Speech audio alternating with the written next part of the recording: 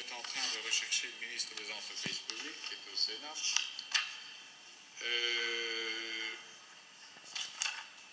Monsieur Louis, pour votre question à Madame De Bloch, et c'est Monsieur Bogart qui va répondre.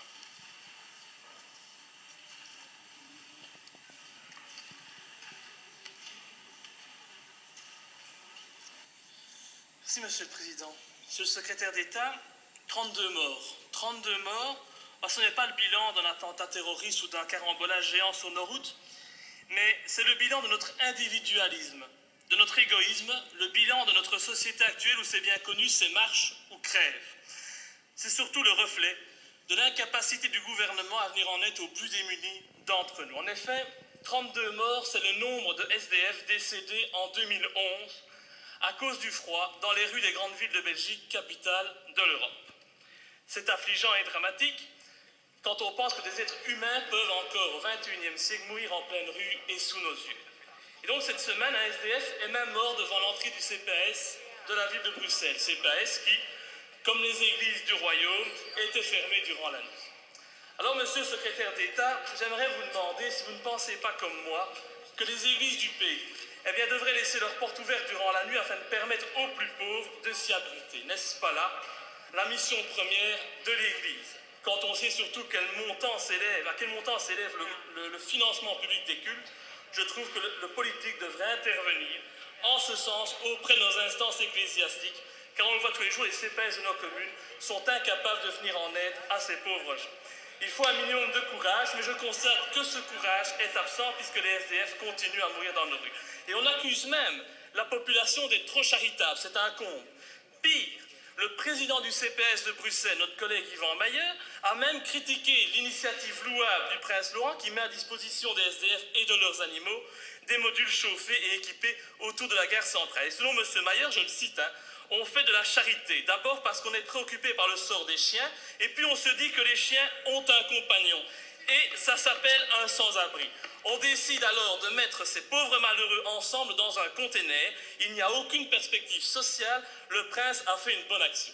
Alors moi, j'aimerais bien que le gouvernement fasse une aussi bonne action. Et je voudrais savoir ce que vous pensez de ces propos d'un responsable socialiste de premier plan. Et j'aimerais en outre que vous m'exprimiez les mesures qui sont mises en œuvre par votre gouvernement pour éviter que de nouveaux sans-abri meurent cet hiver dans nos rues et sous l'indifférence la plus totale. Je vous remercie. Merci, Monsieur Louis. Monsieur le secrétaire d'État.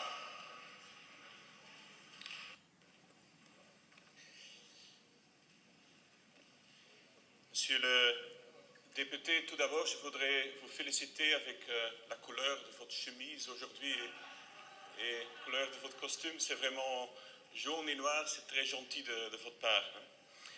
Mais donc, nous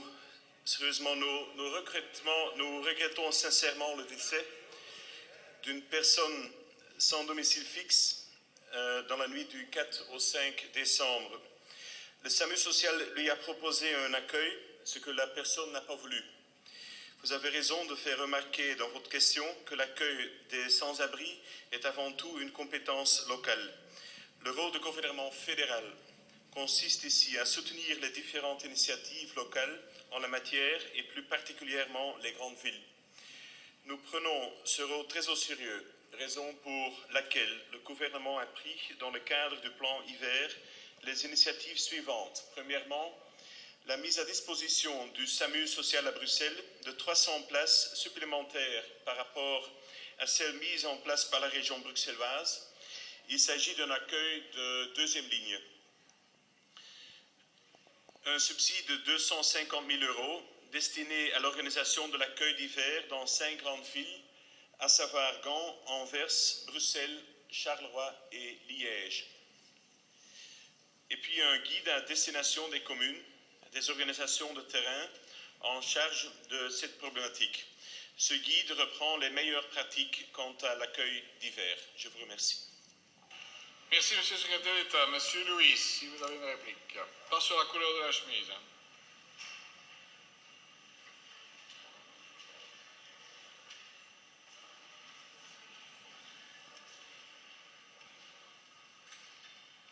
Merci, monsieur le secrétaire d'État. Eh bien, je vous remercie déjà pour vos réponses. Pour une fois, voilà une réponse polie et complète d'un de nos ministres, et je vous en remercie.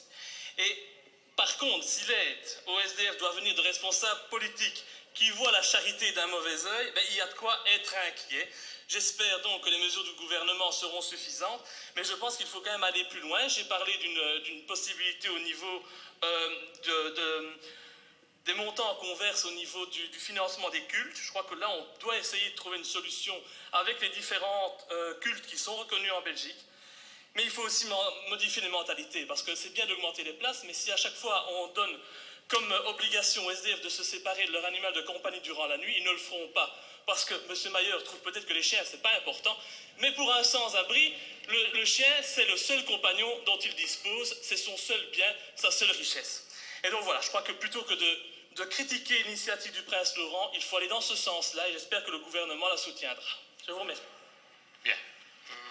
Merci beaucoup. Le ministre